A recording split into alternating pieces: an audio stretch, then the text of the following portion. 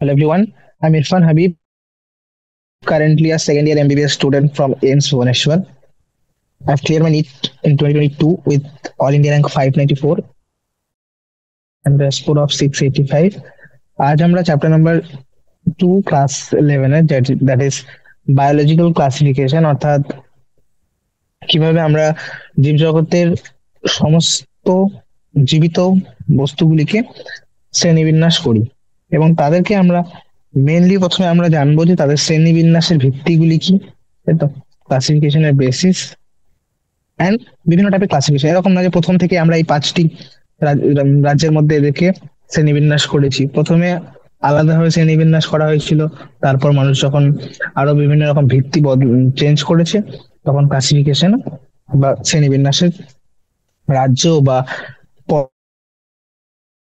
পর্বগুলো আলাদা আলাদা হয়ে গেছে। তো সেই বায়োলজিক্যাল ক্লাসিফিকেশন বা জীবজগতের শ্রেণী জিনিসটা জানা জরুরি। সেটা হচ্ছে যে যখন থেকে মানুষের মধ্যে সভ্যতা এসছে তখন থেকেই বিভিন্ন রকম জীবিত বস্তুগুলোকে আমরা চেষ্টা করি সবসময় শ্রেণীবিন্যাস করার। এবার এটা এক্স্যাক্টলি কি বেসিসে বা কোন ভিত্তিতে এদেরকে শ্রেণীবিন্যাস করব সেটা প্রথম থেকে ঠিক ছিল না। যেমন একদম আদিম যুগে যদি চলে যাই, তখন মানুষের শ্রেণীবিন্যাসের ভিত্তি ছিল তাদের প্রয়োজন অনুযায়ী। তারা কোন জীবটিকে ব্যবহার করছে নিজেদের খাদ্য হিসেবে, কোনটিকে তারা নিজেদের আশ্রয় রূপে, বা কোনটিকে তারা ব্যবহার করছে তাদের আহ হয়তো তাদের বস্ত্র হিসেবে, তাই তো। তো বেস্ট অন ওয়েদার এটা তারা এটাকে খাদ্য হিসেবে নাকি আশ্রয় হিসেবে নাকি বস্ত্র হিসেবে ব্যবহার করছে, তার বেসিসে বিভিন্ন অর্গানিজমকে তারা ভাগ করেছে। এবার অ্যারিস্টটল তিনি ছিলেন প্রথম একজন যিনি সায়েন্টিফিক বেসিক অফ ক্লাসিফিকেশন অর্থাৎ শ্রেণীবিন্যাসের একটি বৈজ্ঞানিক ভিত্তি দিয়েছিলাম। এতদিন আমরা শ্রেণীবিন্যাস করতাম, হ্যাঁ বলতাম এগুলিকে খাদ্য হিসেবে ব্যবহার করা হয়, তাহলে খাবারের মধ্যে এগুলো হচ্ছে ভালো খাবার, এগুলো খারাপ বা এগুলো টক্সিক। তারপর এগুলোকে বস্ত্র হিসেবে ব্যবহার করা যেতে পারে, বা এই সমস্ত প্রাণী বা উদ্ভিদ এগুলোকে আমরা এদের চামড়া থেকে বস্ত্র পাচ্ছি, তাই হ্যাঁ বস্ত্র হিসেবে ব্যবহার করা যাবে, এরকম করে ভাগ করা হয়েছিল। বাট অ্যারিস্টটল তিনি ছিলেন প্রথম একজন যিনি সায়েন্টিফিক ভাবে বা বৈজ্ঞানিক ভাবে প্রথম ক্লাসিফিকেশন করার বা শ্রেণীবিন্যাস করার চেষ্টা করেছিলেন, এবং তিনি সেক্ষেত্রে ব্যবহার করেছিলেন মরফোলজিক্যাল ক্যারেক্টার, মরফোলজিক্যাল অঙ্গ সংস্থানিক ব্যবহারগুলি। যেমন বাইরে থেকে যে সমস্ত জিনিসগুলি দেখা যাচ্ছে, যদি প্লান্ট বা উদ্ভিদের কথা বলি, তো উদ্ভিদে আমি দেখলাম বাইরে থেকে যে এদের মরফোলজিক্যাল ক্যারেক্টারিস্টিক দেখে বোঝা গেল যে এদেরকে 3 ভাগে তিনি ভাগ করেছিলেন। সেগুলি ছিল ট্রিজ, শ্রাবস আর হার্বস, অর্থাৎ বৃক্ষ, গুল্ম এবং বৃক্ষ, গুল্ম এবং আর মানে তৃণ, ঠিক আছে। তো তিনি দেখেছিলেন যে যে সমস্ত আহ, উদ্ভিদগুলির কাছে অনেক ডালপালা রয়েছে, তার কাণ্ড অনেক কাষ্ঠল প্রকৃতি, তিনি সেগুলোকে বলেছিলেন ট্রি বা বৃক্ষ। এবার যারা দেখলেন তুলনামূলকভাবে নরম কাণ্ড রয়েছে, তবে তারা মানে ইরেক্ট ভাবে তৈরি রয়েছে, দাঁড়িয়ে থাকে মাটির উপর। আবার কিছু রয়েছে যারা খুব বেশি হাইটের হয় না, তারা এরকম আহ গুচ্ছ হিসেবে থাকে একসঙ্গে, তো এগুলো হচ্ছে তৃণ। তো এইভাবে তিনি মরফোলজিক্যাল ক্যারেক্টারিস্টিক বা বিভিন্ন অঙ্গসংস্থানিক বা বাইরে থেকে বাহ্যিক যে অ্যাপিয়ারেন্স, বাহ্যিক যে রূপ দেখা যায়, তার ভিত্তিতে তিনি ভাগ করেছিলেন প্রথম বিভিন্ন প্রাণীগুলি, সরি উদ্ভিদগুলিকে। এবার তিনি অ্যানিমাল বা প্রাণীকেও ভাগ করেছিলেন। কোন ভিত্তিতে? তিনি প্রাণীকে গুলিকে দুটি গোষ্ঠীতে ভাগ করেছিলেন, যাদের মধ্যে একদল গোষ্ঠী ছিল যাদের কাছে লাল রক্ত রয়েছে এবং যাদের কাছে নেই, এবং তিনি তাদের নাম দিচ্ছিলেন ইনাইমা এবং অ্যানাইমা। অ্যানাইমা ইনাইমা হচ্ছে যাদের কাছে আছে, যাদের কাছে রেড ব্লাড লাল রক্ত রয়েছে তাদেরকে তিনি নাম দিয়েছিলেন ইনাইমা, আর যাদের কাছে লাল রক্ত নেই তাদেরকে তিনি নাম দিয়েছিলেন অ্যানাইমা, ঠিক আছে। কিন্তু এই বেসিসে সমস্ত জীবকে ভাগ করা যায়নি, কেমন একটা মানে ব্রড ক্লাসিফিকেশন হয়ে গেছিল, শুধু বৃক্ষ, গুল্ম, তৃণ, আর এদিকে ইনাইমা, লাল রক্ত আছে লাল রক্ত নেই। পরবর্তীকালে লিনিয়াস, যাকে আমরা এর নাম শুনেছি বায়োলজি নোমেনক্লেচারে, তাই তো? নামকরণে দেখেছিলাম লিনিয়াসকে। তো সেই লিনিয়াস আসলে সেখানে টু কথাটা জুড়ে আসে, তাই তো? To binomial nomenclature, two kingdom classification. এবার লিনিয়াস প্রথম দুই রাজ্য শ্রেণীবিন্যাসের পদ্ধতি সংগ্রহ করেছিলেন, সেখানে তার মতে দুটি রাজ্য হলো প্রাণী রাজ্য, উদ্ভিদ রাজ্য আর প্রাণী রাজ্য। ওকে। এবং যেগুলিতে যথাক্রমে তিনি কাদেরকে রেখেছিলেন, প্লান্ট গুলিকে প্লান্টিতে আর এনিমাল গুলিকে অ্যানিমালিতে, উদ্ভিদ গুলিকে উদ্ভিদ রাজ্যে আর প্রাণীগুলিকে প্রাণী রাজ্যে। এবার কিন্তু এই শ্রেণীবিন্যাস পদ্ধতিতে কিছু ত্রুটি ছিল। সেগুলি কি? যে এই পদ্ধতিতে ইউক্যারিওট বা প্রোক্যারিওট, কোষের যে গঠনগুলি রয়েছে তাদের ভিত্তিতে কোনো রকম ভাগ করা হয়নি। ইউক্যারিওট এবং প্রোক্যারিওট সবাইকে একসাথে রাখা হয়েছিল। তারপর তিনি ইউনিসেলুলার এবং মাল্টিসেলুলার, এককোষী এবং বহুকোষী উদ্ভিদ বা প্রাণী, তাদেরকে সবগুলিকে একসাথে রেখে দিয়েছিল। ঠিক আছে। এবং ফটোসিনথেটিক, অর্থাৎ যারা নিজেদের খাদ্য নিজে তৈরি করতে সক্ষম, যেমন সবুজ শৈবালগুলি, এবং নন ফটোসিনথেটিক বা যারা নিজেদের খাবার নিজেরা তৈরি করতে পারে না, এরকম ফাঙ্গি বা ছত্রাক গুলিকে একসাথে রেখে দিয়েছিলেন। এবার তার বেসিসটা কি ছিল? মোরালেস তার বেসিসটা ছিল যে কাদের কাছে সেল ওয়াল আছে, কাদের কাছে সেল ওয়াল নেই। মোরালে এরকম টাইপেরই ছিল। ঠিক আছে, তাদের কাছে সেল ওয়াল আছে তিনি তাদেরকে সবাইকে একসাথে করে দিয়েছিলেন প্লান্টের মধ্যে, যাদের কাছে নেই তিনি সেগুলোকে করে দিয়েছিলেন অ্যানিমাল, এরকম। তো এখানে ইউক্যারিওট প্রোক্যারিওট সব একসাথে চলে এসেছিল। তারপর ইউনিসেলুলার মাল্টিসেলুলার সব একসাথে চলে এসেছিল। এবং ফটোসিনথেটিক যেমন হচ্ছে অ্যালগি, তার সাথে নন ফটোসিনথেটিক যেমন ফাঙ্গাই, এরা সবাই একসাথে চলে এসেছিল। এটা ছিল এই ক্লাসিফিকেশনে বা এই শ্রেণীবিন্যাসের একটা খুবই ড্রব্যাক, তাই তো? এই শ্রেণীবিন্যাসটা এই সমস্ত ইউক্যারিওট প্রোক্যারিওট বা যারা সালোকসংশ্লেষে সক্ষম সক্ষম তাদেরকে পৃথক করতে পারেনি। তো তাই জীবদেরকে যখন উদ্ভিদ এবং প্রাণী এই দুটি ক্যাটাগরিতে শ্রেণীভুক্ত করা হয়েছিল, তখন একটা বিশাল সংখ্যক শ্রেণীবিন্যাসে এরকম লার্জ ক্যাটাগরি ছিল, অনেক, তাই তো? অনেক সংখ্যক জীব ছিল যেগুলিকে কোনোটাতেই ফেলা যাচ্ছে না, কারণ তাদের কাছে দুটোরই ফিচার ছিল। তো অ্যানিমালের ফিচারও রয়েছে, আবার প্লান্টের ফিচার রয়েছে, কিন্তু তাদেরকে কোনোটাতেই ফেলা যাচ্ছে না। তাই টু কিংডম ক্লাসিফিকেশন বা দুই রাজ্য শ্রেণীবিন্যাস খুব বেশি দিন যথার্থ ছিল না। ওকে। এবার যেখানে দুই রাজ্য শ্রেণীবিন্যাসে আমরা শুধুমাত্র কি দেখতাম, তাদের গ্রস মরফোলজি, যেটা, তাই তো? তাদের অঙ্গসংস্থানিক বৈশিষ্ট্য। এবার সেখানে অঙ্গসংস্থানিক বৈশিষ্ট্যর সাথে সাথে এবার নতুন জিনিসগুলি অ্যাড হতে লাগলো। যেমন তারা কিভাবে নিজেদের খাদ্য, তারা কিভাবে খাওয়া, তাই তো? নিউট্রিশন মেথডটা কি। দেন আসলো আরো কিছু জিনিস, যেমন তাদের হ্যাবিটেট, তারা কোন পরিবেশে থাকে। তারপর হচ্ছে তাদের মেথড অফ রেসপিরেশন, তারা কিভাবে রেসপিরেশন করতে সক্ষম। তারপর রিপ্রোডাকশন, কিভাবে তারা নিজেদের পরবর্তী অপত্য প্রজন্মকে জন্ম দিতে সক্ষম, বা তাদের বিবর্তনের বিভিন্ন বিবর্তনগত সম্পর্ক, তাই তো? তাহলে প্রথমে যেখানে শুধুমাত্র আমরা অঙ্গসংস্থানিক বৈশিষ্ট্যগুলি দেখছিলাম, এখন তার সঙ্গে আমরা কি কি জিনিস জুড়লাম, সেগুলি হচ্ছে কোষের গঠন, কোষের যে কোষ প্রাচীর ছিল, কোষ প্রাচীরের প্রকৃতিটা কিরকম, শুধু কোষ প্রাচীর থাকলেই হবে না, সেটা কি দিয়ে নির্মিত বা সেটা কিরকম প্রকৃতির, সেটার উপর নির্ভর করতে লাগলাম। মোড অফ নিউট্রিশন, অর্থাৎ পুষ্টি পদ্ধতি, কিভাবে তারা তাদের পুষ্টি গ্রহণ করে, তারা কোন পরিবেশে থাকে, হ্যাবিটেটটা কি তাদের, তাই তো? বাসস্থান, তাদের জন্মের পদ্ধতি এবং তাদের বিবর্তনগুলো সম্পর্কে। এই সমস্ত জিনিসগুলিকে যখন একসঙ্গে আনা হলো, তখন ক্লাসিফিকেশনটা, শ্রেণীবিন্যাস আরো বেশি অ্যাকুরেট বা আরো বেশি ক্লিয়ার হতে লাগলো। ঠিক আছে। তো আর এই সময়ের সাথে সাথে শ্রেণীবিন্যাস, যত সময় কেটেছে আমাদের জানি আমাদের শ্রেণীবিন্যাসের পদ্ধতিটা চেঞ্জ হয়েছে, কারণ আমাদের আন্ডারস্ট্যান্ডিং চেঞ্জ হয়েছে। প্রথমে আমাদের ভিত্তি ছিল শুধুমাত্র অঙ্গসংস্থান দেখা, বাহ্যিক অঙ্গসংস্থান। পরের দিকে আমরা কোষের গঠন এলাম, কোষ প্রাচীরের গঠন এলাম। তো আরো যতই ফার্দার ডিটেলে চলে গেছি, তত বেশি সেই শ্রেণীবিন্যাসের পদ্ধতি চেঞ্জ হয়েছে। এবার যদিও উদ্ভিদ এবং প্রাণী রাজ্যের আমরা বিভিন্ন রকম সিস্টেমের জন্য বিভিন্ন রকম দেখেছি। তো একটা জিনিস দেখেছো যে প্রথমে যখন অ্যারিস্টটল দিলেন প্লান্ট অ্যানিমালকে তিনি ভাগ করেছিলেন, তারপর প্রথম শুরু করলেন লিনিয়াস, যেখানে একটা লিনিয়াসের টু কিংডম ক্লাসিফিকেশন ছিল, যেখানে ছিল প্লান্ট আর অ্যানিমাল। এই প্লান্ট আর এনিম্যাল এই দুটো রাজ্য সবসময় কনস্ট্যান্ট ছিল, এই দুটো সবসময় ধ্রুবক ছিল।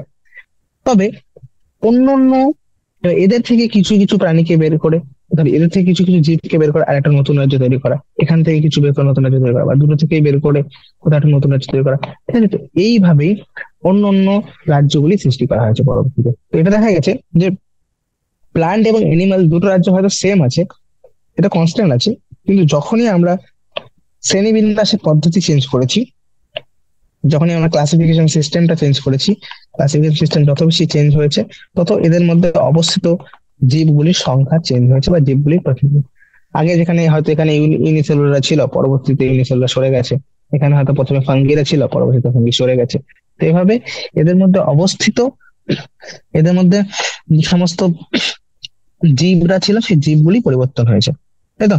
তাহলে এই দ্বারা আমাদের রাজ্য দুটি কিন্তু চেঞ্জ হয়েছে, রাজ্য প্রাণী রাজ্যই আছে, কিন্তু প্রাণী রাজ্যের মধ্যে যে সমস্ত জীব আগে ছিল, কিছু জীব সেখান থেকে সরিয়ে অন্যটা রাজ্যে দেওয়া হয়েছে। তো এইভাবে জীবের সংখ্যা বা কোন জীবগুলি কোন রাজ্যে রয়েছে সেটা পরিবর্তন হতে পারে যত বেশি আমরা শ্রেণীবিন্যাসের ভিত্তি চেঞ্জ করব।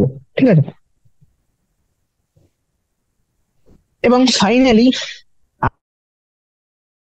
আর হুইটেকার তিনি একটি 5 রাজ্য বিশিষ্ট শ্রেণীবিন্যাস দিলেন, এই প্রস্তাব দিয়েছিলেন, যেখানে এটি সব থেকে বেশি অ্যাকসেপ্টেড, দ্য মোস্ট অ্যাকসেপ্টেড, যদি কোনো ক্লাসিফিকেশন বল জিজ্ঞেস করেন সেটা সেটা এটাই হবে। আলটিমেটলি সব থেকে বেশি যেটা গ্রহণ করা হয়েছে সেটা হচ্ছে আর.এইচ. হুইটেকারের 5 কিংডম ক্লাসিফিকেশন, 5 রাজ্য শ্রেণীবিন্যাস। পরবর্তীকালে আরো এসছে 6 রাজ্য 7 রাজ্য বিশিষ্ট, বাট আমাদের লেভেলে এবং সব থেকে গৃহীত যেটা, সেটা গ্রহণযোগ্য যেটা, সেটা হচ্ছে আর.এইচ. হুইটেকারের 5 রাজ্য শ্রেণীবিন্যাস। যেখানে তিনি রাজ্যগুলিকে কি কি বলছে, তার মধ্যে টোটাল রাজ্য হচ্ছে 5টি, সেগুলি হচ্ছে মনেরা, প্রোটিস্টা, ফাঙ্গি বা ছত্রাক, প্রাণী রাজ্য এবং উদ্ভিদ, উদ্ভিদ রাজ্য এবং প্রাণী রাজ্য। এবার তার এখানে জিজ্ঞেস করা হবে যে আর.এইচ. হুইটেকারের ক্লাসিফিকেশনের বা শ্রেণীবিন্যাসের ভিত্তি কি ছিল। তো এখানে কি শ্রেণীবিন্যাস ভিত্তি ছিল, আমরা বললাম যে শুধুমাত্র বাহ্যিক অঙ্গ সংস্থান নয়, তার সঙ্গে সঙ্গে কি কি জিনিস চলে এলো, সেগুলি হচ্ছে কোষের গঠন, তাই তো? কোষের গঠন, তাদের বডি অর্গানাইজেশন, কিভাবে নিজেদের শরীর শারীরিক অঙ্গ সংস্থান রয়েছে, মোড অফ নিউট্রিশন, পুষ্টি পদ্ধতি, জননের পদ্ধতি, এবং ফাইলোজেনেটিক রিলেশনশিপ, যেটাকে আমরা বলেছি ইভলিউশনারি রিলেশনশিপ, বিবর্তনগত সম্পর্ক, সমস্ত জিনিসগুলোকে যখন ইনক্লুড করলেন তিনি, তখন তিনি 5 রাজ্য বিশিষ্ট একটি শ্রেণীবিন্যাস দিলেন। ঠিক আছে, 5 রাজ্য বিশিষ্ট এই 5 রাজ্য শ্রেণীবিন্যাসে দেখো সবগুলো পয়েন্ট এখানে লিখেছে। সেল টাইপ, তো যদি কোষের প্রকৃতি দেখো, তো কোষের প্রকৃতি শুধুমাত্র একটাতেই প্রোক্যারিওট ছিল, সেটা হচ্ছে মনেরা, বাকি সবগুলিতে ইউক্যারিওট। তাহলে প্রোক্যারিওট গুলিকে আলাদা করা হলো ইউক্যারিওট থেকে প্রথম। তারপরে সেল ওয়ালের ভিত্তি, আমরা জানি সেল ওয়াল শুধুমাত্র কোষ প্রাচীর থাকলেই হবে না, কোষ প্রাচীরের গঠনটা কিরকম। যেমন এদের ক্ষেত্রে কোষ প্রাচীর যেটা রয়েছে সেটাতে কোনো রকম সেলুলোজ নেই, নন সেলুলোজিক, সেটার মধ্যে কি রয়েছে, শুধুমাত্র পলিস্যাকারাইড এবং কিছু অ্যামিনো অ্যাসিড। প্রোটিস্টাদের মধ্যে কিছুতে কাছে সেল ওয়াল রয়েছে, ফাঙ্গের কাছে সেল ওয়াল রয়েছে, কিন্তু সেই সেল ওয়ালটি কি দিয়ে নির্মিত, কাইটিন নির্মিত। আর প্লান্ট বা উদ্ভিদ রাজ্যের যে সমস্ত কোষ প্রাচীর রয়েছে সেটা কি দিয়ে নির্মিত, সেলুলোজ দিয়ে নির্মিত। আবার সেল টাইপের সঙ্গে নিউক্লিয়ার মেমব্রেন কানেক্টেড, কারণ প্রোক্যারিওটে নিউক্লিয়ার মেমব্রেন থাকে না, বাকি সবগুলিতে প্রেজেন্ট। বডি অর্গানাইজেশন বলেছিলাম নেক্সট পয়েন্ট।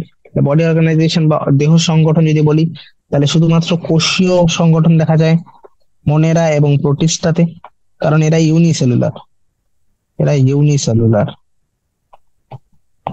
ঠিক আছে, পরবর্তীতে মাল্টি সেলুলার আসলো। মাল্টি সেলুলার মধ্যে কিছু রয়েছে যাদের ক্ষেত্রে কোষের শুধুমাত্র কোষগুলি আলতোভাবে জুড়ে থাকে, তাই তো? আর পরবর্তী দেখা যায় কোষগুলি শিথিল কলা থাকে, পরবর্তী কলা, কলা থেকে অঙ্গ, থেকে অঙ্গ, এগুলোই রহস্য সংগঠন। পুষ্টি পদ্ধতি এটা ওয়ান অফ দ্য ইম্পর্টেন্ট চারিত্রিক বৈশিষ্ট্য, তো মানে শ্রেণীবিন্যাসের একটা যে ভিত্তি বিষয়, সেটা মোড অফ নিউট্রিশন। যেমন আমরা মোড অফ নিউট্রিশনের ভিত্তিতেই ফাঙ্গি এবং প্লান্ট কিংডমকে আলাদা করেছিলাম, দুজনের কাছে কোষ প্রাচীর ছিল। একটা ভিত্তি হয়ে গেল এদিকে কোষ প্রাচীরের গঠন, যেটা হচ্ছে কাইটিন নির্মিত, সেলুলোজ নির্মিত।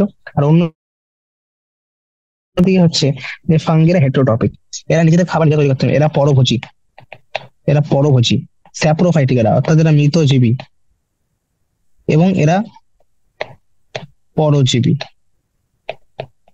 মৃতজীবী এবং পরজীবী, স্যাপ্রোফাইটিক এবং প্যারাসাইটিক। স্যাপ্রোফাইটিক আর প্যারাসাইটিক মধ্যে ডিফারেন্স কি, স্যাপ্রোফাইটিক হচ্ছে যারা মৃতর উপর বেঁচে থাকে, যে জিনিসগুলো মরে গেছে, মনে করো একটা প্রাণী বা উদ্ভিদ মরে গেছে, তার উপরে এরা তাদের সেখান থেকে পুষ্টি গ্রহণ করছে, তাহলে মৃতজীবী। পরজীবী হচ্ছে জীবিত একটা প্রাণী রয়েছে বা জীবিত একটা উদ্ভিদ রয়েছে, তার থেকে পুষ্টি গ্রহণ করছে, তখন সেটা পরজীবী। ঠিক আছে? মনেরাও সাধারণ, মনেরা হচ্ছে সব থেকে বেশি ভ্যারাইটি। মনেরা মানে প্রোক্যারিওট, এদের ক্ষেত্রে নিউট্রিশনের পুষ্টি বিভিন্ন রকম পদ্ধতি দেখা যায়। এরা স্বভোজীয় হতে পারে, পরভোজীয় হতে পারে। স্বভোজীর মধ্যে এরা রাসায়নিক সাঙ্গ সংশ্লেষকারী, রাসায়নিক সংশ্লেষকারী হতে পারে, সালোক সংশ্লেষকারী হতে পারে। পরভোজীদের মধ্যে এরা মৃতজীবী বা পরজীবী দুটোই হতে পারে। প্রোটিস্টা সেম, অটোট্রফিকের মধ্যে এরা সালোক সংশ্লেষকারী হয় সাধারণত এবং পরভোজী হতে পারে। প্লান্ট আমরা জানি সবসময় যে প্লান্টরাই হলো মেইন স্বভোজী উদ্ভিদ, স্বভোজী জীব, তাই তো? এবং এরা কিভাবে নিজেরা খাদ্য তৈরি করে? সালোক সংশ্লেষের মাধ্যমে। আর অ্যানিমাল হচ্ছে এরা কমপ্লিট রূপেই পরভোজী, এবং পরভোজীর মধ্যে এরা কোনটা আসে? এরা হলোজোয়িক। হলোজোয়িক মানে এরা না খাবারকে একবারে গ্রহণ করে নেয়, খাবারকে আস্ত গ্রহণ করে নেয়, গোটা, ঠিক আছে? ওই জন্য বলে হলোজোয়িক। এবং স্যাপ্রোফাইটিক, অর্থাৎ মৃতজীবী, এদের মধ্যে কিছু রয়েছে যারা মৃতজীবী। ঠিক আছে, তো পড়বো আমরা এসব। এবার আলটিমেটলি একটা বেসিক আইডিয়া চলে এলো, হ্যাঁ, যে কিভাবে এরা রিলেটেড, তো কিভাবে body organization, mode of nutrition, cell ওয়ালের গঠন, তো কোষের প্রকৃতি, কোষের প্রকার, whether it is eukaryotic or prokaryotic, তাই তো? এর কাছে নিজের নিউক্লিয়ার পর্দা রয়েছে কি নেই, তার ভিত্তিতে বিভিন্ন ভাবে ভাগ করা হয়েছে। ওকে, এবার পরবর্তীতে আমরা যখন দেখলাম যে পরবর্তীতে দেখা গেছে যে থ্রি কিংডম ক্লাসিফিকেশন, এই তিনি যখন সরি, তিনি যখন 5 রাজ্য বিশিষ্ট শ্রেণীবিন্যাস দিয়েছিলেন, তার পরবর্তীতে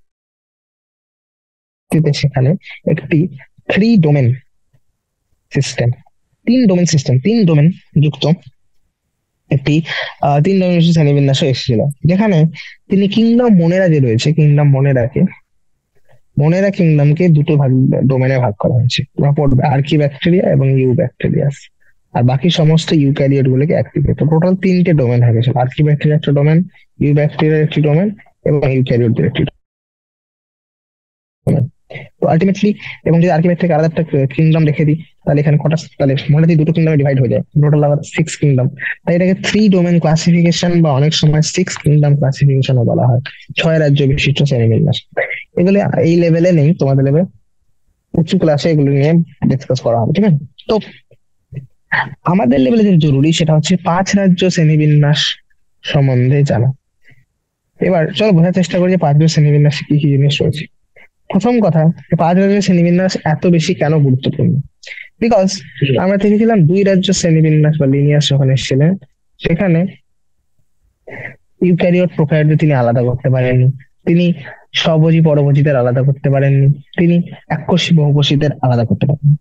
কিন্তু এখানে তো সেই জিনিসগুলোকে একটু ডিটেলে ব্যাখ্যা করা হয়েছে। যেমন দেখো, আগে কি করা হয়েছিল, আগে আর্লিয়ার ক্লাসিফিকেশনে, হ্যাঁ, অতীতের শ্রেণীবিন্যাস পদ্ধতিগুলিতে ব্যাকটেরিয়া, সবুজ, নীলাভ শৈবাল, নীলাভ সবুজ শৈবাল, ছত্রাক, মশ, ফার্ন, গুপ্তবীজী, ব্যক্তবীজী, সবাইকে উদ্ভিদের অন্তর্ভুক্ত করা হয়েছিল।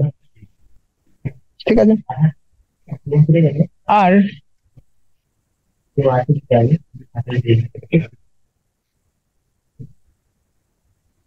আর এই সব কিছু কি বলছে, মানে এদের কোন ভিত্তিতে এদেরকে সবাইকে এক রাজ্যে অন্তর্ভুক্ত করা হয়েছে, সেটা ছিল যে এদের সবার মধ্যে কোষ প্রাচীর রয়েছে, কোষ প্রাচীরের উপস্থিতি।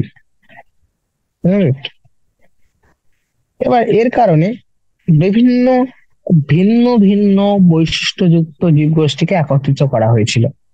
যেমন এর ফলে প্রোক্যারিওট ব্যাকটেরিয়ার সঙ্গে ইউক্যারিওটিক নীলাভ সবুজ শৈবালকে একসাথে রাখা হয়েছে। এটা আমরা এখানে ইউনিসেলুলার, সরি, ইউক্যারিওট প্রোক্যারিওটকে আলাদা করতে পারেনি।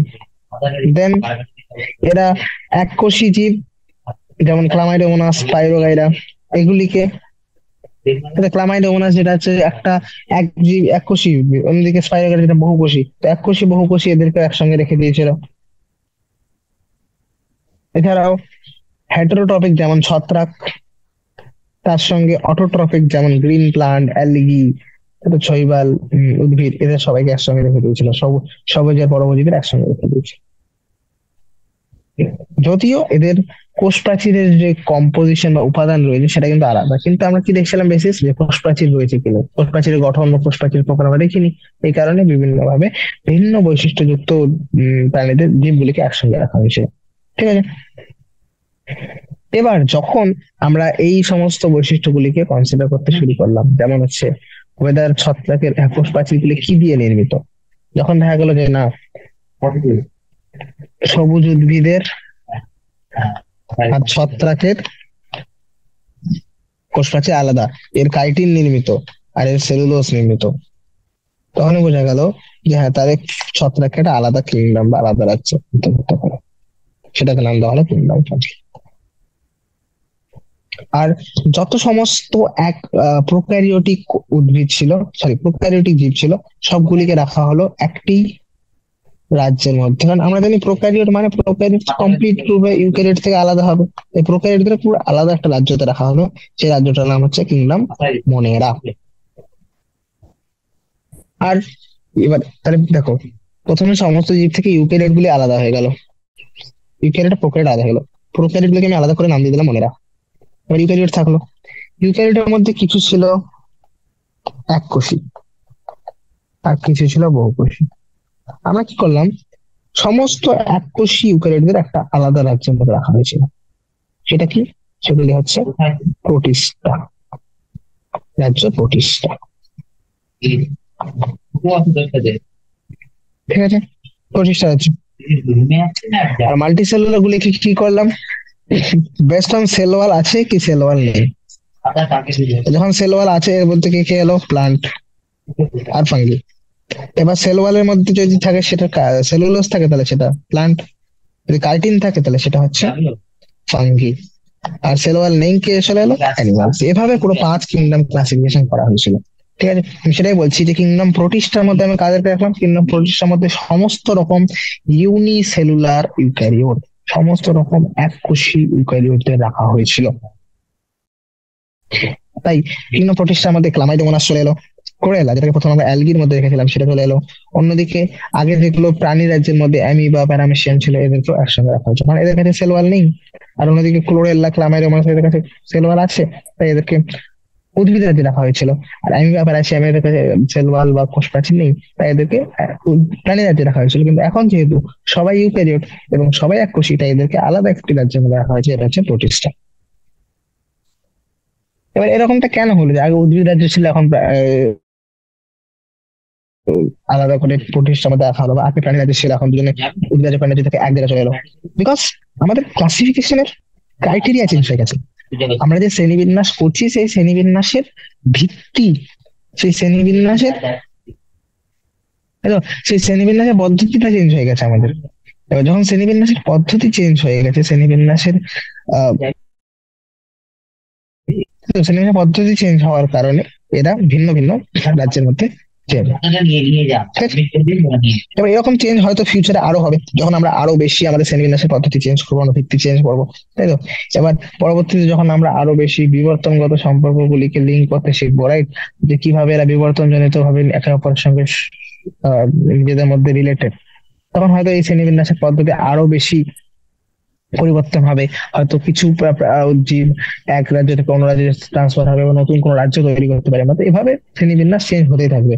কিন্তু আলটিমেটলি তোমরা দেখো, নতুন কোনো জীব আমরা করছি না, জাস্ট জীবগুলিকে এক রাজ্য থেকে অন্য রাজ্যে ট্রান্সফার করছি। কেন? কারণ আমাদের শ্রেণীবিন্যাসের পদ্ধতি চেঞ্জ হয়ে গেছে, ভিত্তি চেঞ্জ হয়ে গেছে। ঠিক আছে, ক্লিয়ার?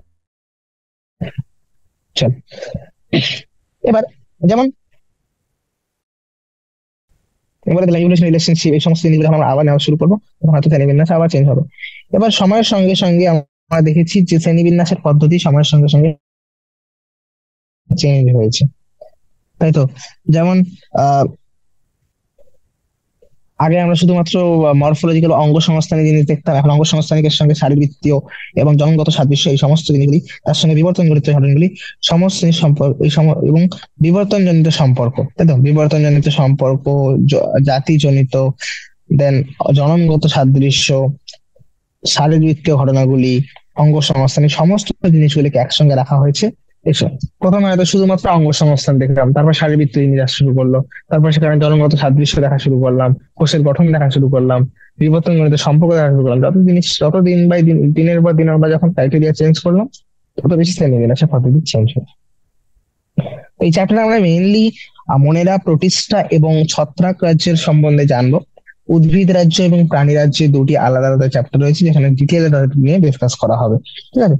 তো প্রথম আসি সব থেকে বেসিক রাজ্য, যেটা হচ্ছে রাজ্য মনেরা। এবার মনেরা রাজ্যের কি স্পেশাল ফিচার রয়েছে? প্রথমে আমি বলেছিলাম মনেরা রাজ্যের মধ্যে সমস্ত হুইটেকার কি করেছিলেন, প্রোক্যারিওট প্রোক্যারিওটিক সমস্ত প্রোক্যারিওটিককে তিনি রেখেছিলেন কিংডম, রাজ্য মনেরার মধ্যে। তো এই রাজ্যের মধ্যে প্রধান এবং একমাত্র সদস্য হচ্ছে ব্যাকটেরিয়া, তাই তো?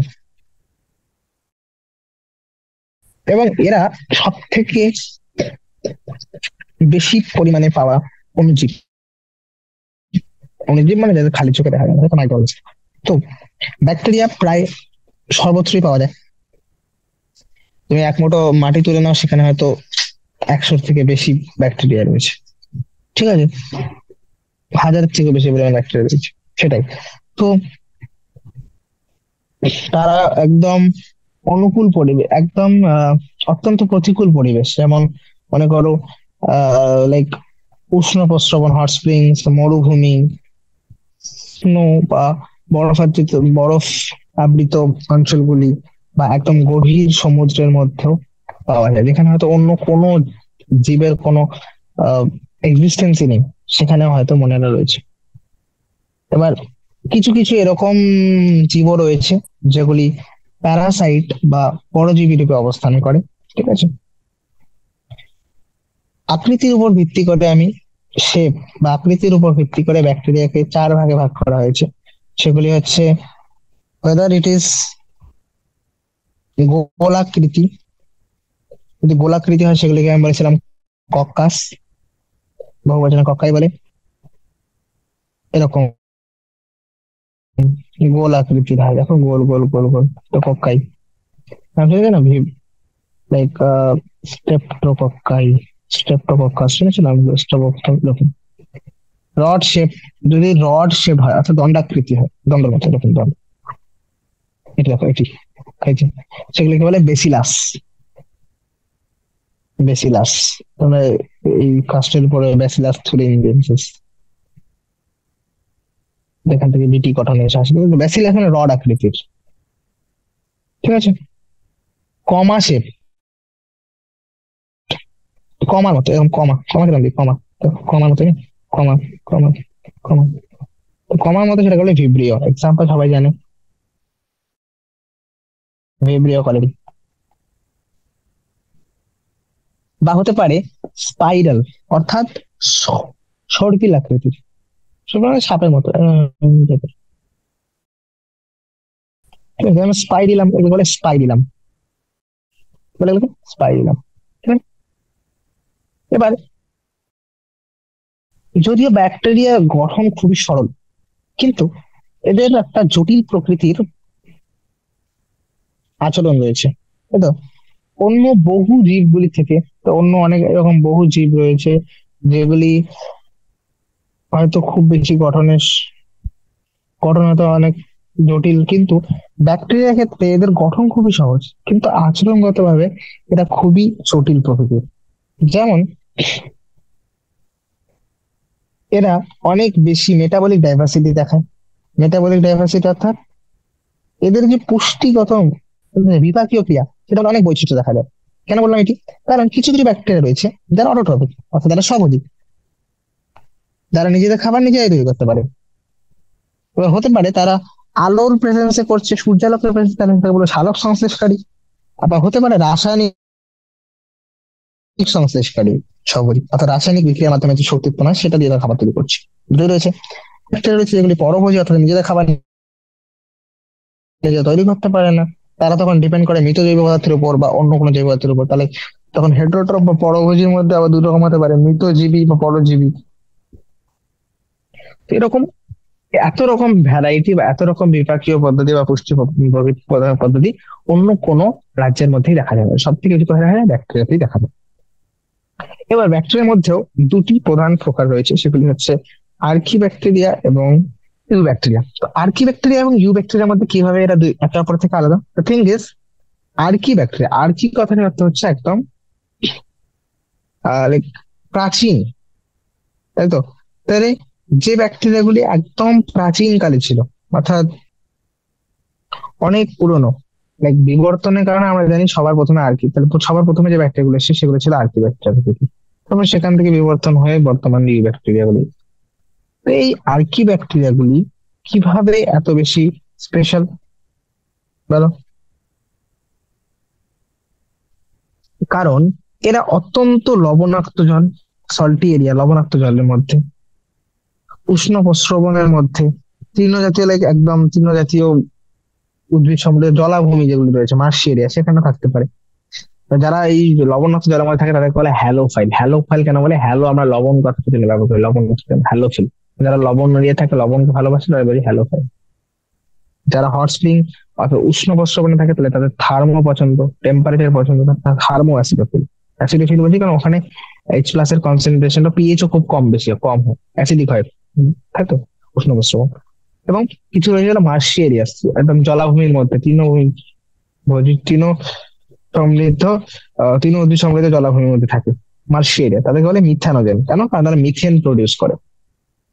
তো এই আর্কি ব্যাকটেরিয়া গুলি, এদের এরকম প্রতিকূল পরিবেশে কিভাবে থাকতে পারে? মানে এদের কোষ প্রাচীরের গঠন রয়েছে, এদের কোষ প্রাচীরের মধ্যে একটি ভিন্ন প্রকৃতির গঠন রয়েছে, যার কারণে এরা এরকম প্রতিকূল পরিবেশেও নিজেদেরকে বাঁচিয়ে রাখতে সক্ষম। এবার মিথেনোজেনিক ব্যাকটেরিয়াগুলি, মিথেনোজেনিক ব্যাকটেরিয়াগুলি কোথায় থাকে? না, গরু মহিষের মতো যে রোমান্থক আহ প্রাণীগুলি রয়েছে তাদের অন্ত্রের মধ্যে থাকে। রুমিনান এলিমেন্ট যেমন কাউ বা ফেলো, এদের অন্ত্র বা গাটের মধ্যে থাকে, এবং সেখান থেকে এরা কি প্রডিউস করতে সক্ষম? সেটা হচ্ছে মিথেন বা বায়োগ্যাস। আর কিছু রয়েছে থার্মোঅ্যাসিডোফিল, যারা হট স্প্রিং এর মধ্যে থাকে। তাদের হচ্ছে কিরকম প্রতিকূল প্রতিকূল পরিবেশের মধ্যে ওরা থাকতে সক্ষম। যখন কেউ একটা গাটের মধ্যে বা অন্ত্রের মধ্যে রয়েছে, অন্ত্রের মধ্যে সেখানে অনেক অ্যাসিড রিলিজ হচ্ছে, সেখানে অনেক এনজাইম রিলিজ হচ্ছে, তাদের হাত থেকে নিজেদেরকে প্রোটেক্ট করছে, দ্যাট মিনস এদের কোষ প্রাচীর অনেক বেশি রেজিস্ট্যান্ট, অনেক বেশি প্রতিকূল পরিবেশে থাকতে সক্ষম। কেন? কারণ এদের কোষ প্রাচীরের মধ্যে একটা বিশেষ রকম গঠন রয়েছে, এদের কোষ প্রাচীরের গঠনটা অন্য ব্যাকটেরিয়া থেকে অনেক বেশি পৃথক। ঠিক আছে, এবার আসছি ইউ ব্যাকটেরিয়া। ইউ কথাটা সবসময় ব্যবহৃত হয় নিউ এর জন্য বা মডার্ন, এদেরকে বলতে পারো মডার্ন ব্যাকটেরিয়া। ঠিক আছে, তো এই ইউ ব্যাকটেরিয়া গুলোকে আমরা বলি ট্রু ব্যাকটেরিয়া, এদেরকেই বলা হয় প্রকৃত ব্যাকটেরিয়া। কেন? এদের সবার কাছে একটা বৈশিষ্ট্য দেখা যায়, যে সবার কাছে একটা দৃঢ় কোষ প্রাচীর রয়েছে, এক্সেপ্ট মাইকোপ্লাজমা। মাইক্রোপ্লাজমা একদল ব্যাকটেরিয়া রয়েছে তাদের কাছে কোষ প্রাচীর নেই। তাহলে এর সবার মধ্যেই প্রায় কোষ প্রাচীর রয়েছে। এবার তাদের মধ্যেও যারা মোটাইল বা যারা সচল, সেই ব্যাকটেরিয়া গুলিতে কি দেখা যায়? ফ্লাজেলা। ঠিক আছে, তো সায়ানো ব্যাকটেরিয়া যেগুলি রয়েছে, সায়ানো ব্যাকটেরিয়া বা আমরা যেগুলোকে নীলাভ সবুজ শৈবাল বলে থাকি, ব্লু গ্রিন অ্যালগি, এদের কাছে থাকে ক্লোরোফিল এ। ক্লোরোফিল এ, আচ্ছা বলো, ক্লোরোফিল এ কাদের থাকে? ক্লোরোফিল এ থাকে সবুজ উদ্ভিদের ক্ষেত্রে। তাহলে এই নীলাভ সবুজ শৈবালগুলির মধ্যেও সবুজ উদ্ভিদের মতো কিছু রঞ্জক রয়েছে যেগুলি একদম সদৃশ, সেটা কি? Chlorophyll A. ঠিক আছে, এবং যেহেতু ক্লোরোফিল এ রয়েছে, ক্লোরোফিল এর কাজই আমরা জানি হচ্ছে লাইট ট্র্যাপ করা, এবং সেই এনার্জি দিয়ে আলটিমেটলি খাদ্য সংশ্লেষ করা। তাহলে এরা হচ্ছে সালোক সংশ্লেষকারী সবজীব। ওকে, কালার এটা ব্লু গ্রিন এনার্জিটা বা সায়ানো ব্যাকটেরিয়া। সায়ানো কথার অর্থই ব্লু, সেখান থেকে এসছে। ঠিক আছে, ব্লু। তো এই সায়ানো ব্যাকটেরিয়া গুলো হতে পারে এককোষী, এরা এককোষী হতে পারে, আবার হতে পারে এরা কলোনিয়াল, মানে এরা কলোনি করে থাকতে পারে, বা ফিলামেন্ট, ফিলামেন্ট বা সূত্রাকার, ফ্রেশ ওয়াটার বা মারিন। আবার মিষ্টি জলে থাকে অনেকে, আবার অনেকে রয়েছে যারা সমুদ্রের মধ্যে বসবাস করে। ঠিক আছে, তো বিভিন্ন প্রকার শৈবাল হতে পারে। এবার যে সমস্ত কলোনি গুলি রয়েছে, কলোনি মানে যেখানে একের বেশি, তাই তো, কলোনির মানে একের বেশি জীবগুলো যখন একসঙ্গে থাকে, ঠিক আছে, সেটা হচ্ছে কলোনি। তো এই কলোনিগুলি সাধারণত কি দিয়ে আবৃত থাকে না, কলোনিগুলি সাধারণত জিলেটিন যুক্ত একটি আবরণ দিয়ে, জিলেটিন জাতীয় একটা আবরণ দিয়ে আবৃত থাকে। ঠিক আছে, এবার এরা সাধারণত কি করে, এরা সাধারণত একটি দূষিত, মানে মনে করো কলোনি, দেখো এই এই কলোনিগুলি দেখতে পাচ্ছ, এই কলোনিগুলি চারদিকে দেখতে পাচ্ছি জিলেটিন নির্মিত একটা আবরণ দিয়ে আবৃত পুরোটা। এটাকে মিউসিলেজিনাস শীট লেখা আছে, দেখো, মিউসিলেজ আবরণী, এটা জিলাটিন জাতীয়, জিলাটিনাস। ওকে, এবার এরা কি করে, এরা সাধারণত যে দূষিত জলাশয় রয়েছে, দূষিত জলাশয়ের মধ্যে এরা ব্লুম তৈরি করে। তো অনেক সময় শুনেছি একটা নোংরা যদি জলাশয় থাকে, যে নোংরা জলাশয়টা পুরো সবুজ হয়ে যায়, তাই তো, ইউট্রিক মিশন বলে থাকি। তো সেই ঘটনা, সেই যে ব্লুম ব্লুম হয়ে যায় না, অ্যালগাল ব্লুম, তো অ্যালগাল ব্লুম এই সায়ানোব্যাকটেরিয়ার কারণেই হয়ে থাকে। ঠিক আছে,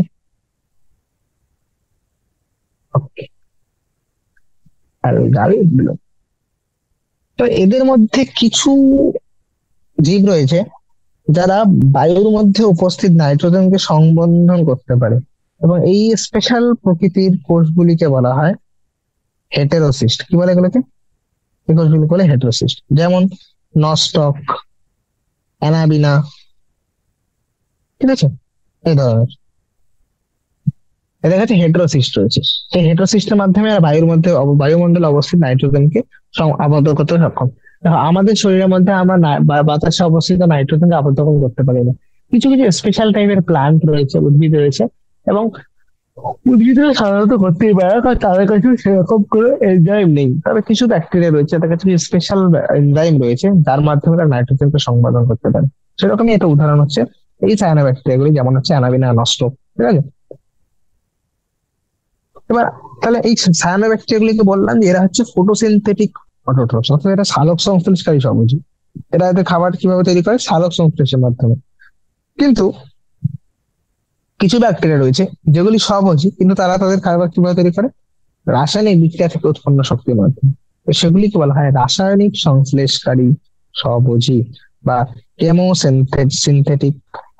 তাহলে কি বলি যাচ্ছে? রাসায়নিক সংশ্লেষকারী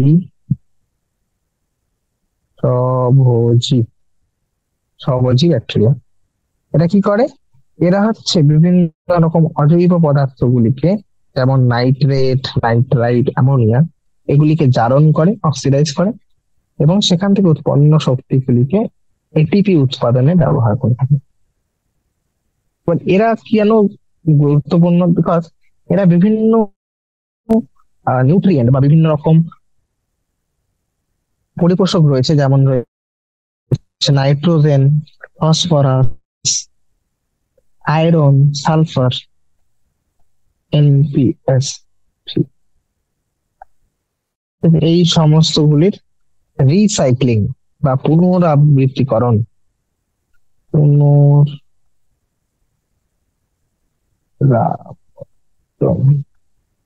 পুনরাবর্তনে গুরুত্বপূর্ণ ভূমিকা পালন করে। ঠিক আছে, হেটারোট্রপিক ব্যাকটেরিয়া, আমি বলেছিলাম যে পুষ্টি পদ্ধতির উপর বেশি করে। সবজির মধ্যে দু রকম রয়েছে, সালোক সংশ্লেষকারী, রাসায়নিক সংশ্লেষকারী। এবার কিছু রয়েছে যেগুলি স্বভোজী নয়, এগুলি পরভোজী। পরভোজী মানে নিজেদের খাবার নিজেরা তৈরি করতে পারে না, এরা খাবারের জন্য অন্যদের উপর ডিপেন্ডেন্ট। তাদের মধ্যে বেশিরভাগ গুলি কিরকম হয়? ডিকম্পোজার বা বিয়োজক। বিয়োজক মানে এরা যে জিনিসগুলি পচে যাচ্ছে, তারা পচন ঘটাতে সাহায্য করে, ডিকম্পোজিশন।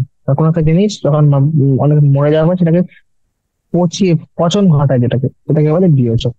তো এই বিয়োজনে গুরুত্বপূর্ণ ভূমিকা পালন করে কিছু এরকম পরভোজী ব্যাকটেরিয়া গুলি, এবং এই জন্যই এরা খুবই হিউম্যান অ্যাফেয়ারে বা মানব কল্যাণে গুরুত্বপূর্ণ ভূমিকা রয়েছে। যেমন দুধ থেকে দই তৈরি করা, বিভিন্ন অ্যান্টিবায়োটিক তৈরি করা, তাই তো, তারপর নাইট্রোজেনকে সংবন্ধীকরণ করা, তাই তো, এরকম কিছু গুরুত্বপূর্ণ ভূমিকা যেমন পালন করে, তেমনি কিছু অণুজীব আবার রয়েছে যেগুলি প্যাথোজেন, বা যেগুলি আমাদের শরীরে বিভিন্ন রকম ক্ষতি সাধনে সক্ষম। যেমন হচ্ছে নাম, ইম্পর্টেন্ট নামগুলি জানো? কলেরা, ভিব্রিও কলেরিয়া যে হয়, typhoid, salmonella typhi, tetanus, clostridium tetani, citrus canker, এরকম কিছু। এই নামগুলো অনেক সময় পাবে যে কোন এর মধ্যে কোনটি ব্যাকটেরিয়া নির্মিত নয়, চারটের মধ্যে কোনো একটা অপশন সরিয়ে দেবে, ঠিক আছে, এরকম করে। তো এগুলি হচ্ছে কিছু রোগ যেগুলি ব্যাকটেরিয়া নির্মিত। তো এরকম ব্যাকটেরিয়া মানব কল্যাণেও ব্যবহৃত হয়, তেমনি হয়তো মানবের ক্ষতিতেও এদের ভূমিকা রয়েছে, তাই তো। তাই উম, দুটোই আমাদের জানা জরুরি। যে ব্যাকটেরিয়া যতটা আমাদের কাছে উম, ভালো, ঠিক ততটাও খারাপও, তাই তো। এরকম নয় যে সব ব্যাকটেরিয়াই প্যাথোজেন, তাই তো। কিছু ব্যাকটেরিয়া রয়েছে যেগুলো মানব কল্যাণে ব্যবহৃত হয়, এবং তোমরা সেটা পড়বে। অণুজীব, মানব কল্যাণে ব্যবহৃত অণুজীব, মাইক্রোবস ইন হিউম্যান ওয়েলফেয়ার। এবং প্যাথোজেন কি কি, সেগুলো তোমরা হিউম্যান হেলথ অ্যান্ড ডিজিজ বা মানব স্বাস্থ্যতে পড়বে, ঠিক আছে। তো এবার এখানে যেটা জানা জরুরি সেটা হচ্ছে যে ব্যাকটেরিয়া সবই আমরা জানলাম, এদের পুষ্টি প্রকৃতি, এদের গঠন। But thing is you bacteria গুলি কিভাবে নিজেদের বংশ বিস্তার করে। তো the main method is fission বা বিভাজন প্রক্রিয়া। যেটা সাধারণত বিভাজন পদ্ধতি। এই দেখো, কি কোষ রয়েছে, কোষের মধ্যে বিভাজন হয় like this. তো this এরকম জেনেটিক ম্যাটেরিয়াল রয়েছে, জেনেটিক ম্যাটেরিয়াল ডুপ্লিকেট হয়ে যাবে, আলটিমেটলি জেনেটিক ম্যাটেরিয়াল আলাদা হয়ে যাবে এবং কোষগুলো আলাদা হবে। এটা হচ্ছে বিভাজন পদ্ধতি। বেশিরভাগ ব্যাকটেরিয়া প্রধানত বিভাজন প্রক্রিয়ার মাধ্যমে নিজেদের বংশ বিস্তার করে। তবে কিছু কিছু প্রতিকূল অবস্থায় এরা রেণু উৎপাদন করে। কি উৎপাদন করে? রেণু বা স্পোর। এদের মধ্যে যৌন জননও পরিলক্ষিত। একটি ব্যাকটেরিয়া থেকে আরেকটি ব্যাকটেরিয়া অত্যন্ত সরল ভাবে। এবার কিছু কিছু ব্যাকটেরিয়া রয়েছে যেগুলি সেক্সুয়াল রিপ্রোডাকশন বা যৌন জনন প্রক্রিয়া করে। কিভাবে? যে একটি ব্যাকটেরিয়া থেকে এরা নিজেদের জেনেটিক ম্যাটেরিয়াল বা যে ডিএনএটি রয়েছে, সেই ডিএনএটাকে খুবই সরল ভাবে স্থানান্তর করতে পারে ডিরেক্টলি। তো এটা হচ্ছে যেহেতু ডিএনএ ট্রান্সফার হচ্ছে, তাহলে সেখানে মিউটেশন আসবে, চেঞ্জেস আসবে, এবং যেহেতু দুটি অর্গানিজম ইনভলভ, তাই সেক্সুয়াল রিপ্রোডাকশন বলি। তাই এদের ক্ষেত্রে যৌন জনন পদ্ধতিও দেখা যায় ব্যাকটেরিয়া, তাহলে ব্যাকটেরিয়া যৌন জনন প্রক্রিয়াতেও করে। এটাকে আমরা বলি ট্রান্সডাকশন। হ্যাঁ, চলো। এবার আমি বলেছিলাম মাইক্রোপ্লাজমা। কখন বলেছিলাম মাইক্রোপ্লাজমা? হ্যাঁ, কিছু কিছু ব্যাকটেরিয়া রয়েছে যাদের ক্ষেত্রে কোষ প্রাচীর নেই। দেখো, মাইক্রোপ্লাজমা বলাই রয়েছে। এরা হচ্ছে এক ধরনের জীব, এক ধরনের ব্যাকটেরিয়া, যেগুলির মধ্যে কোনো রকম কোষ প্রাচীর নেই। এরা সব থেকে স্মলেস্ট লিভিং সেল, ক্ষুদ্রতম জীবিত কোষ, এবং যেগুলি অক্সিজেনের ছাড়াই বেঁচে থাকতে পারে। এবার কিছু মাইক্রোপ্লাজমা রয়েছে যেগুলি উদ্ভিদ এবং প্রাণী দুটির ক্ষেত্রেই বিভিন্ন রোগ সৃষ্টি করে। বিভিন্ন মাইক্রোপ্লাজমা রয়েছে, ঠিক আছে। অনেক মাইক্রোপ্লাজমা টিউবারকুলোসিস দায়ী মাইক্রোপ্লাজমা, ঠিক আছে। তো টিউবারকুলোসিস একটা খুবই গুরুত্বপূর্ণ রোগ। তো মাইক্রোপ্লাজমা কি? মাইক্রোপ্লাজমের সময় তিনটে পয়েন্ট জানা জরুরি, যে এরা প্যাথোজেনিক, এর কাছে কোনো রকম কোষ প্রাচীর নেই, এরা ইউক্যারিওটিক, এবং এরা অক্সিজেন ছাড়াও বেঁচে থাকতে পারে। দ্যাট মিন্স এরা অ্যানারোব, অক্সিজেন অনুপস্থিত বেঁচে থাকতে সক্ষম, এবং এরা ক্ষুদ্রতম জীবিত কোষ, ঠিক আছে। Smallest living cell, smallest living cell can live without oxygen and lack of cell wall. চলো, এবং প্যাথোজেন। চলো, that's all about kingdom Monera, এককোষী জীবেদের রাজ্য, যেটা হচ্ছে মনেরা রাজ্য। এবার নেক্সট যে রাজ্যটি আসে সেটি হচ্ছে রাজ্য প্রোটিস্টা। নেক্সট রাজ্য হচ্ছে রাজ্য প্রোটিস্টা। প্রোটিস্টা রাজ্যের মধ্যে কারা আসে? বলছেন প্রোটিস্টা রাজ্যের মধ্যে সমস্ত ইউক্যারিওটের মধ্যে যেগুলি এককোষী ইউক্যারিওট। তো সমস্ত এককোষী ইউক্যারিওট গুলিকে রাজ্য প্রতিষ্ঠার অন্তর্ভুক্ত করা হয়েছে। কিন্তু এই রাজ্যের সঠিক সীমারেখা এখনো স্পষ্ট নয়। কেন বলছি এরকম? কারণ কোন বিজ্ঞানীর কাছে যে প্রতিষ্ঠাটি, কোন ব্যক্তির কাছে যেটি একটি সবজি, সরি, হ্যাঁ, যেটি সারক সংশ্লিষ্ট একটি প্রোটিস্ট, হয়তো অন্য একজন বৈজ্ঞানিক সেটিকে দেখে বলবে যে এটা তো উদ্ভিদ। কিন্তু যেহেতু সেটি এককোষী এবং ইউক্যারিওটিক, তাই আমরা বললাম না এটা তো প্ল্যান্ট, সরি এটা তো প্রোটিস্টা। তো সীমারেখাটা এক্স্যাক্টলি ক্লিয়ার নয়। এটা উদ্ভিদ হোক, বা সেটা ছত্রাক হোক, বা সেটা প্রাণী হোক, আমরা যখনই দেখেছি সেটা এককোষী, সেটিকে কার অন্তর্ভুক্ত করা হয়েছে, সেটিকে অন্তর্ভুক্ত করা হয়েছে প্রোটিস্টার মধ্যে। ঠিক আছে। তো আমরা সাধারণত এই চ্যাপ্টারে বা এনসিআরটি অনুযায়ী আমরা ক্রাইসোফাইট, ডাইনোফ্লাজেলেটস, ইউগ্লিনয়েড, প্লাইমল এবং প্রোটোজোয়া এদেরকে প্রোটিস্টার অন্তর্ভুক্ত করে পড়বো। এটুকু জেনে রাখো যে প্রোটিস্টা যে কার্যটি রয়েছে, সাধারণত এর সমস্ত জীবগুলি প্রধানত জলজ হয়। প্রধানত, তার মানে এই নয় যে স্থলে পাওয়া যাবে না, তবে প্রধানত এরা জলজ। এবং এই কিংডমটি বা এই রাজ্যটি হচ্ছে একটা গুরুত্বপূর্ণ লিঙ্ক। তুমি যদি দেখো ফাঙ্গি, প্লান্ট, অ্যানিমালস, এরা কোনো না কোনো ভাবে সবাই এই প্রোটিস্টা কিংডমের সাথে লিঙ্কড। সবাই প্রোটিস্টা রাজ্যের সদস্যগুলির সঙ্গে যোগসূত্র স্থাপন করে কোনো না কোনো ভাবে। ঠিক আছে। তো যেহেতু সবাই ইউক্যারিওটিক, তাই প্রোটিস্টার রাজ্যভুক্ত জীবকোষগুলি যেগুলো রয়েছে, এবং যেহেতু এরা ইউক্যারিওটিক, তাহলে ইউক্যারিওট হলে বলো ওদের কি থাকবে? এদের কাছে একটা সুস্পষ্ট নিউক্লিয়াস থাকবে। নিউক্লিয়াসটি আহ মেমব্রেন দিয়ে আবৃত হবে, এবং এদের কাছে মেমব্রেন যুক্ত বিভিন্ন অঙ্গাণুগুলিও পরিলক্ষিত হয়। কিছু কিছু রয়েছে যাদের ক্ষেত্রে ফ্লাজেলা এবং সিলিয়া রয়েছে। কিছু জনের কাছে তো নামেও দেখতে পাচ্ছ ফ্লাজেলা। তো কিছু জন রয়েছে যাদের কাছে ফ্লাজেলা এবং সিলিয়া রয়েছে। ফ্লাজেলা বা সিলিয়া কি? এগুলো হচ্ছে চলনে সাহায্যকারী কিছু অঙ্গাণু, কোষাঙ্গাণু, তাই তো? প্রোটিস্টা দুভাবেই, অযৌন এবং যৌন পদ্ধতিতে বংশবিস্তার করতে সক্ষম। এবং কি সেই প্রসেস গুলি, সেগুলি হচ্ছে সাধারণত জাইগোট সৃষ্টি করা এবং কোষের সংযুক্তিকরণ। মেইনলি এই দুটি প্রসেসের মাধ্যমে এরা যৌন এবং অযৌন পদ্ধতিতে নিজেদের বংশ বিস্তার করতে বা জনন পদ্ধতি করতে, জনন প্রক্রিয়ায় অংশগ্রহণ করে। তো বলেছেন পাঁচটা রয়েছে টোটাল, সেটা হচ্ছে ক্রাইসোফাইট, ডাইনোফ্ল্যাজেলেটস, ইউগ্লিনয়েডস, স্লাইম মোল্ডস এবং প্রোটোজোয়া। ঠিক আছে। তো প্রথমে আসছি, প্রথম যে ভাগটি সেটি হচ্ছে ক্রাইসোফাইট। প্রথম যে শ্রেণীটি সেটি হচ্ছে ক্রাইসোফাইট। এই ক্রাইসোফাইট শ্রেণীর মধ্যে বা এই ক্রাইসোফাইট গোষ্ঠীর মধ্যে সাধারণত দুই প্রকৃতির জীব আছে, সেগুলি কি? ডায়াটম আর সোনালী শৈবাল। আর সোনালী শৈবালকে আরেকটা নাম বলা হয় ডেসমিড। এদেরকে কোথায় পাওয়া যায়? না, এদেরকে পাওয়া যায় হচ্ছে আহ মিষ্টি জলে, আবার লবণাক্ত পরিবেশের মধ্যেও পাওয়া যায়। লবণাক্ত পরিবেশ তেমনি মিষ্টি জলের মধ্যে এদেরকে পাওয়া যায়। এরা সাধারণত কিরকম হয়? এরা সাধারণত হয় আনুবীক্ষণিক, খালি চোখে দেখতে পাবে না, আনুবীক্ষণিক প্রকৃতির হয়। এবং এরা ওয়াটার কারেন্ট বা জলের স্রোতের মধ্যে নিষ্ক্রিয়ভাবে ভাসমান। নিষ্ক্রিয় ভাসমান মানে এদের কাছে কোনো স্ট্রাকচার নেই যার মাধ্যমে এরা সাঁতার কাটবে। এরা জলের মধ্যে জাস্ট স্রোত যেদিকে আছে সেদিকে একটু ভেসে থাকছে। তাই এদেরকে বলে প্ল্যাঙ্কটন। ওকে। এদের মধ্যে বেশিরভাগ কি হচ্ছে, এরা ফটোসিনথেটিক। তাহলে ফটোসিনথেটিক প্রোটিস্টা, তো এদেরকে তুমি প্লান্টের সঙ্গে কনফিউজ করতেই পারো অনেক সময়। ঠিক আছে।